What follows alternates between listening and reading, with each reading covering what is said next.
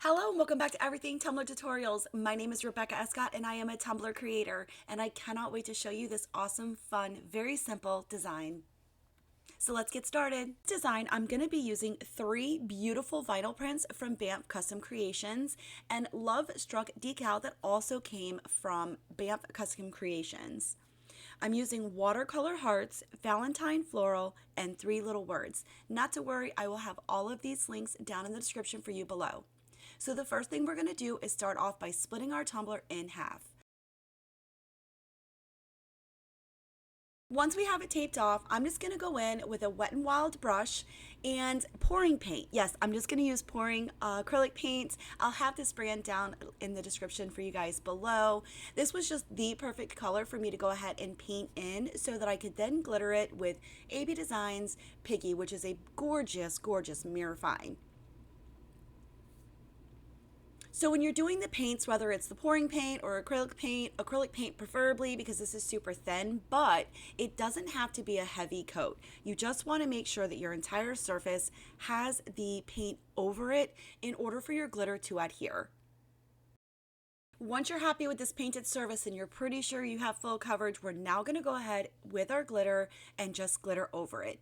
Now, I want to mention that I normally always do the spray paint glitter method, but I'm trying to bring in a couple of new techniques to show you guys that you probably already are aware of, but for me, another technique. This is one of them, using paints in order to adhere your glitter. If at any point you feel you need a second coat of glitter, you're going to want to let this section dry, and then you can clear seal it with the seal from Rust-Oleum and then re-glitter right over top of that. If after the first glitter application you are happy with it, it's time to go ahead and remove that tape. Once we remove the tape, we're going to allow this section to completely dry, and then we're going to clear seal it with the clear seal from Rust-Oleum. That's going to help us really lock in that glitter so it doesn't shift around and move and contaminate our other sections when we get ready to epoxy. And it doesn't matter if it's matte, glossy, or flat. As long as it's clear, you can seal in your glittered section. Once our glittered section has been sealed and is dry, I'm going to go ahead and leave this on the turner for a second in order to go ahead and split my center on the white negative section. I'm using vinyl tape that I purchased from Amazon, and it will be down in the description for you guys below. Once I make sure that both sides are pretty much even, I'll then take it off the turner and get ready to paint. However, remember, the glittered section has yet to be epoxied, so we're going to be super careful. However, if this step makes you uncomfortable, I highly recommend going ahead and epoxying your glittered section before moving on. So for my painting, I've chosen 2 beautiful Hippie Crafter acrylic paints, Champagne and Rose. And again, I will also make sure that this is down in the description for you guys below. So we're always going to start with the darkest color first. Now I want to tell you, for whatever reason, and I'm not sure why, the rose is a little bit thicker than the champagne. So I have a cup of water nearby to kind of help me spread this along and make it super nice and even. So once I get this entire rose section painted, I then remove my vinyl tape in the center, and then I'm going to go right in with the champagne. If this step makes you nervous, just go ahead and allow your first painted section to dry before moving on.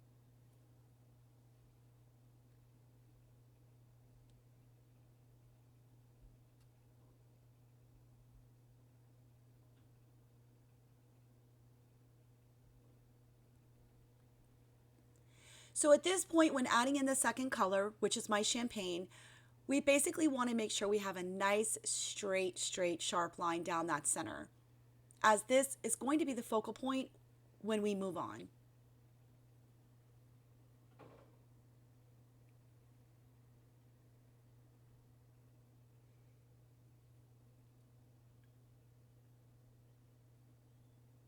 Once both sections are fully dry and everything is ready to go, I can then move on for my first coat of epoxy.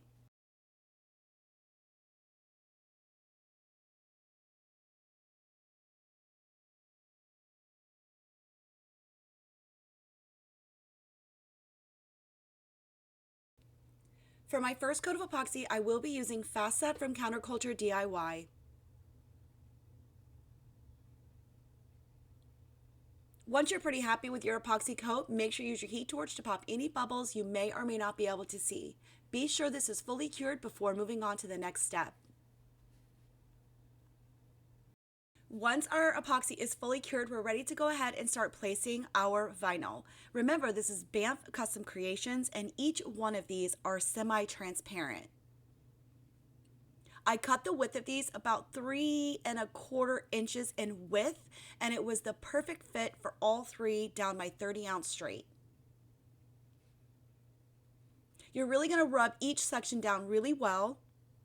And if there's any air pockets, you're going to want to use your weeding pen and or your X-Acto knife to pop out any bubbles that you might see, as they will show up. You will be able to see that once you put another coat of epoxy.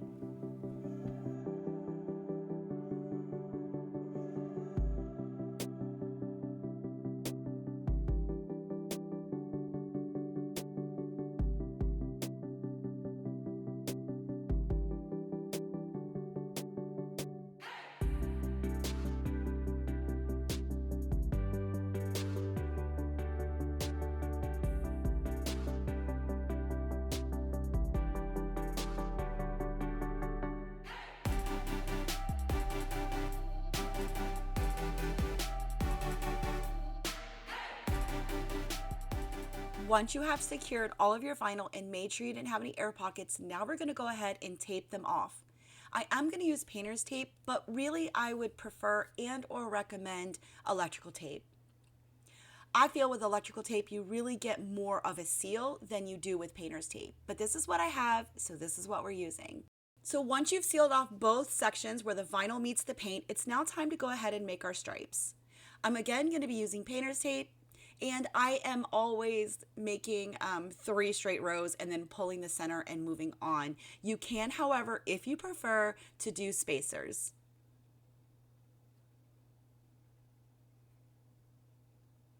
So once I've applied all 3 pieces, I'm then going to go ahead and remove the center. I am using scissors because I think it's nicer, cleaner cut. Once I remove the second one, I'm then going to place it under the third, and so on and so forth until I have all of my stripes.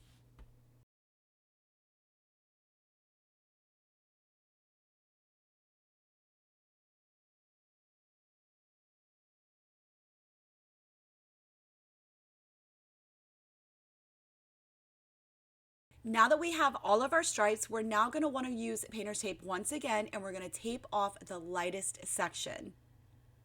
I'm sorry, we're going to tape off the darkest section,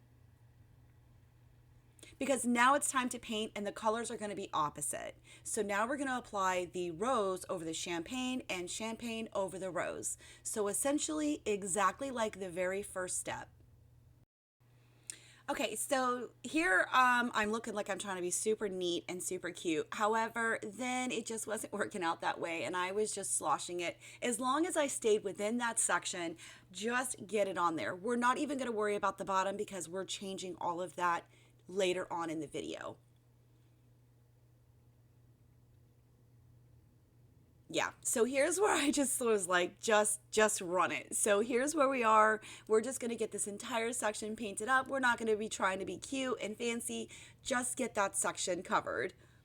So before I allow the first section to dry, I'm going to dive right into this other half. Again, we're not blending these paints together. So if you don't feel comfortable with moving right on into the next color, just allow that rose section to fully dry before moving on to this next step.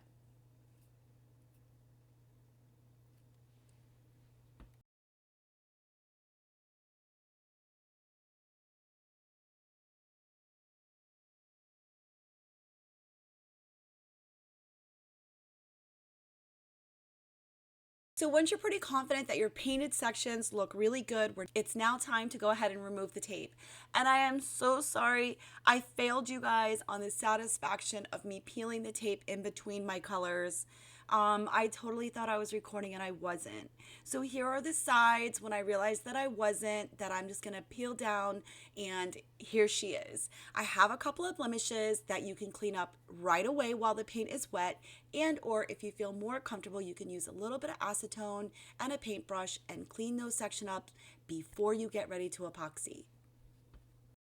Once you have cleaned up all of your sections and your paint is fully dry, we're going to go in with another fast set coat from Counterculture DIY. And as always, when you're happy with this coat of epoxy, be sure to pop any bubbles you may or may not be able to see. Okay, so now it's real talk time. I have to say, I cannot possibly be the only one to change mind in the mid of a tumbler. So I just could not get over the rose that I chose for the initial stripes. I could not get past it. So I taped off every single one of my cream colored champagne sections, and I had to spray paint. I had to lighten that color. I just could not get over it. So you have to go with your gut. If you're not feeling a tumbler, sometimes it's really not too late to change it up. This is the identical same tumbler in which you can still see that rose up underneath. It was just way too dark. And the more I epoxied, the more I just was like, oh, I couldn't do it. I'm sorry. So here we are. Here's the satisfaction of me removing the tapes that I've taped off so that I could then spray paint. And I used a candy pink from Rust-Oleum. And I had a whole ton of lines to clean up, again with the painter's tape and spray paint. So once I had all of those cleaned up, I then decided to go in with the textured Teck Wrap Craft Vinyl for my stripes. So the width of these is 0.08 and the length is like 10 inches in length only because this was from a previous project. I did not initially plan on striping all of these sections, but I don't have any intent to stripe off where my vinyl 3 sections are, so this was going to be a huge focal point as well. Drop me a comment below and let me know. Tell me I'm not the only one to want to change up a tumbler in mid-design. This is proof in the pudding here is where you do not have to scratch the entire tumbler. Figure out a plan and figure out a way to salvage that cup. I absolutely love, love, love the look of this tumbler now. So do tell me as well, which color scheme did you prefer? Did you prefer the dark rose or do you prefer the baby pink? I have to know if this was a mistake or not, but in my gut, it screams gorgeous. So I am really happy with at the end of the day with my overall decision. So once you have all of your striping completed, this tumbler does not need to be sealed and is ready for its next coat of epoxy. Once we apply this next coat of epoxy, we're then ready for its decal.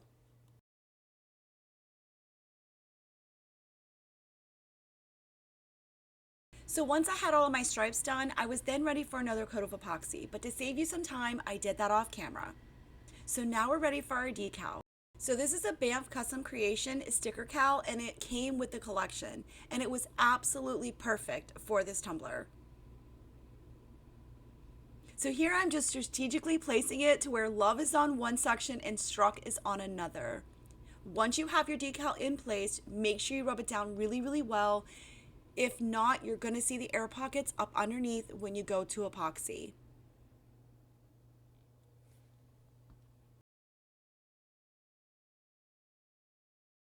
Once our decal is adhered to the tumbler, we're now ready to use the electrical tape to tape off the bottom. And I'm just very, very carefully going to trim that bottom end so that I can spray paint it. And I'm going to spray paint it the candy pink from Rust-Oleum to match the rest of the tumbler.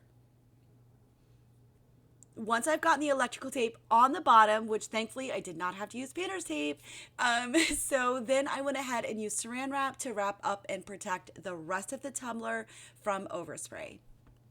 Once I got the bottom completely painted, I then went ahead and removed all of the masking, and now it's time to remove the electrical tape.